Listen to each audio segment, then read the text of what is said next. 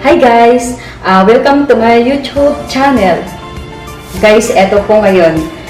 Kung napapansin niyo po, ang tagal kong hindi ulit nakapag-upload ng video kasi nga po sobrang busy namin.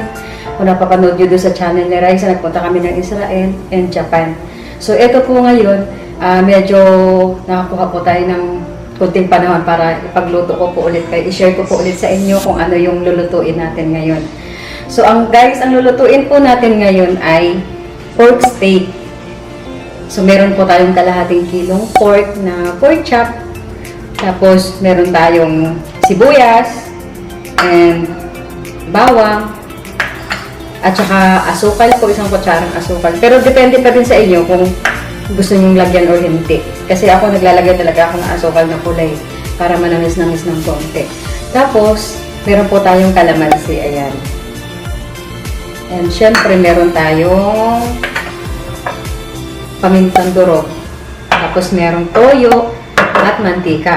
So, halik po kayo, samahan nyo na po ako. Ang una po natin na gagawin ngayon, guys, ay ipiprito natin yung pork chop. So, lalagyan natin ng mantika yung kawali. Tapos, painitin lang natin siya bago natin ilagay yung pork. Ito guys, mainit na yung kawali. So, ilalagay na natin yung pork. Ayan.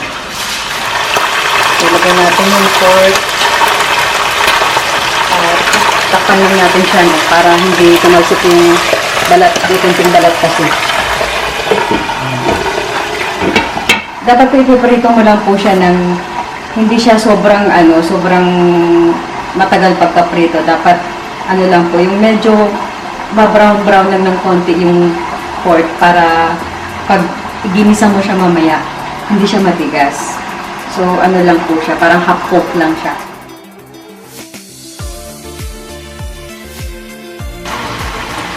Kasi pag nasobrahan ko ng prito yung pork chop, matigas pag kinain. Kaya ako, lang, kunting lang prito. Pag medyo brown na po yung yung pork, tiga na natin siyang igisa sa mantika, sa bawang sibuyas. Eto na po, naprito na natin yung pork. Ayan po, ganyan lang siya dapat medyo lang, half cook lang, kulay brown lang dapat. Ayan. Tapos eto rin po mantika na kung napapansin niyo po kanina, yung pinagprituhan ko na mantika, di ba medyo marami? So bawasan po natin siya. Dapat ang ititira natin yung ganito na lang kakonti. Yan. Para hindi sobrang mamantika yung pagkain, yung ulam nyo. So, umpisahan na po natin. Ito, lalagyan ko na yung bawang. Yan.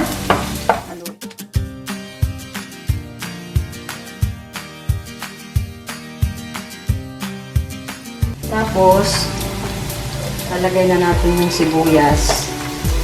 Yan. Depende po sa inyo guys kung gaano karami yung gusto nyo sibuyas. Nasa inyo pa din po kung anong sa panlasa nyo. So, ako po yan. Ganyan ang karami.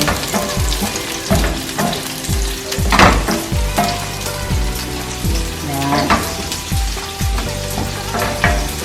Susunod na natin yung pork. Ayan na siya. Haluin lang ng konti.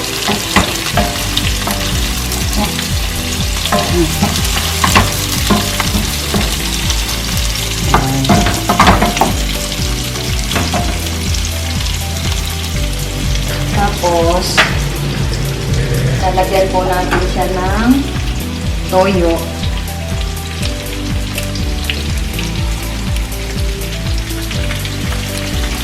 Dapat po, depende po sa inyo kung gaano din kadami. Dapat huwag masyadong marami kasi baka maalat. Ayan. Ayan lang siya. Madali lang pong gawin ito. Lagyan natin siya ng konting water. Kasi gusto ng mga anak ko yung may sabaw sa kanin. Ayan. At ganyan lang siya karami. Napakabilis lang pong gawin nito. Bumili lang kayo ng kalahating kilong baboy. Ayun na. Ayun na. Magiging ganito na siya. Marami na makakakain.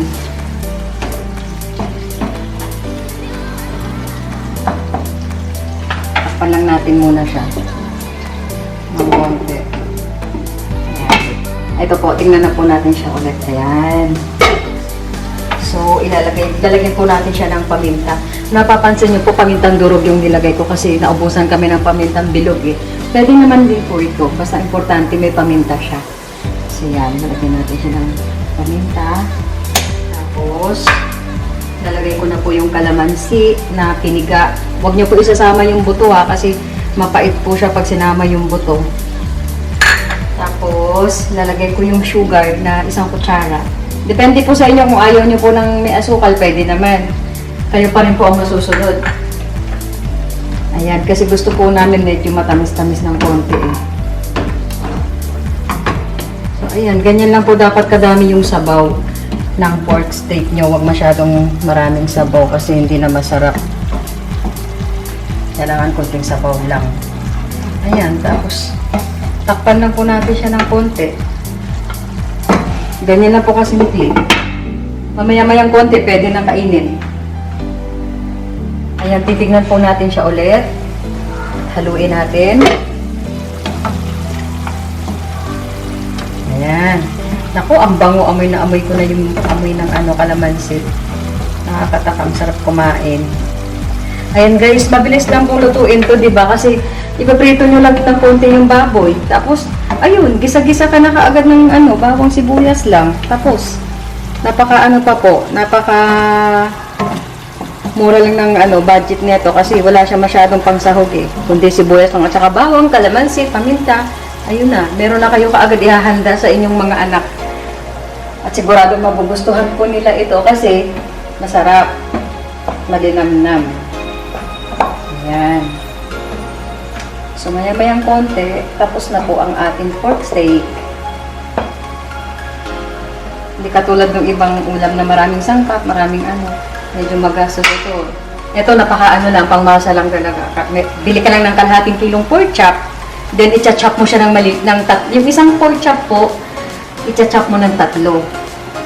Yan yung ginawa ko, para medyo marami. Tapos, 2 sibuyas lang, tsaka bawang. Takpan po muna natin guys siguro po mga 3 minutes luto na ito. Yan. Ito na po guys, naluto na po ang aking pork steak. Ayan na po siya. Ayan. Diba ang bilis ng lutuin? Ganun na siya kadali. Kaya kung ako po sa inyo, itry nyo na din ito lutuin sa bahay nyo. Sigurado magugustuhan ito ng mga anak nyo at ng mga nanay, tsaka tatay nyo, at ang asawa nyo, syempre. Kaya, gayahin nyo po ito. At dapat mas masarap pa kailangan yung gawin nyo dito. Ayan, tatawagin ko na po yung aking anak na taga-tikim. Alam niyo naman po siguro kung sino. Hi guys. Hi guys. Ayan na po siya. Hi guys. Ayan. Ito na po ang aking anak na Dalaga Pilipina. Dalaga Pilipina. Hi guys. Ayan, sige nga, tikman mo na anak kung ano lasa. Okay. Beef steak ba ito? Hindi yan beef steak kasi hindi naman beef Ay, yan. pork steak. Pork steak nga, di ba? Beef steak.